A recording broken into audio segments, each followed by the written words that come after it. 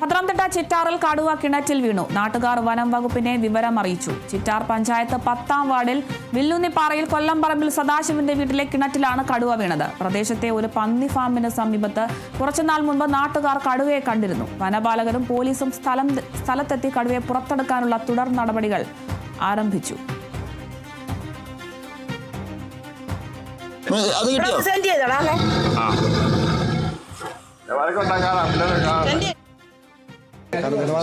അത് ജനത്തിന് ആശങ്കയുണ്ടല്ലോ.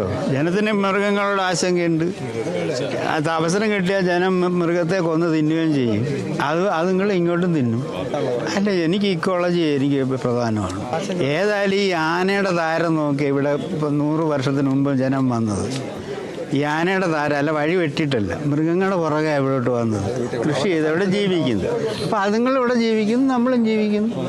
ആ ഫ്രിഞ്ച് ഏറിയതിൽ എന്താ ചെയ്യേണ്ടതെന്നുള്ള ഡിപ്പാർട്ട്മെന്റ് തീരുമാനിക്കണം, സർക്കാർ തീരുമാനിക്കണം. ഇതുവരെ തീരുമാനിച്ചിട്ടില്ല. തീരുമാനിച്ചില്ല എൻ്റെ കുഴപ്പമാണ്. ഭയങ്കര സൗണ്ട് കേട്ടോണ്ട് ഞാനാ എന്ന് കണ്ടുപിടിച്ചത്. അവരെ വിളിച്ചുണർത്തുമായിരുന്നു. ഞാൻ ലൈറ്റ് മണി ഞാനാ കണ്ടുപിടിച്ചത്. വിളിച്ചുണർത്തി അവരെ. ഇവിടെ അപകടമാണ്. ഇനി ഇത് ഞാൻ കാണുമായിരിക്കും. അപ്പോൾ ഇവിടെ അപകടമേഖല വന്നിരിക്കുക. കണ്ടുപറയുന്നതുകൊണ്ട് പുറത്തു മുട്ടി. അപ്പം തന്നെ ഫോറസ്റ്റുകാർ വന്നോ? ഇല്ല, 2 മണിക്കൂർ കഴിഞ്ഞാൽ വന്നേ. ഒന്നല്ലേ? വേറെ അറിഞ്ഞ് 2 മണിക്കൂർ കഴിഞ്ഞാൽ വന്നത് ഫോറസ്റ്റുകാർ. ഇന്നാണെങ്കിൽ ഞാൻ കാണുമോ? ഞങ്ങൾക്കൊക്കെ വയ്യാതിരിക്കുന്നത്.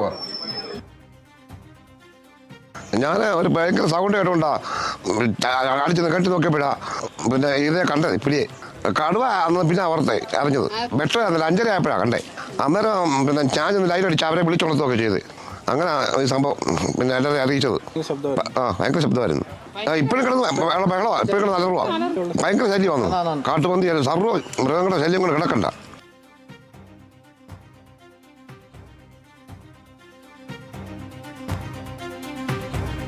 പത്തനംതിട്ട ചിറ്റാറിലാണ് ജനവാസ മേഖലയിൽ ഇറങ്ങിയ കടുവ കിണറ്റിൽ വീണിരിക്കുന്നത്.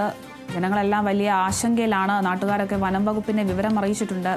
കടുവയെ പുറത്തെടുക്കാനുള്ള ഒരു ശ്രമത്തിലാണ് നാട്ടുകാരും വനപാലകരുമൊക്കെ. പോലീസുമൊക്കെ സ്ഥലത്തെത്തിയിട്ടുണ്ട്. കടുവയെ പുറത്തെടുക്കാനുള്ള തുടർ നടപടികൾ ആരംഭിച്ചിട്ടുണ്ട്.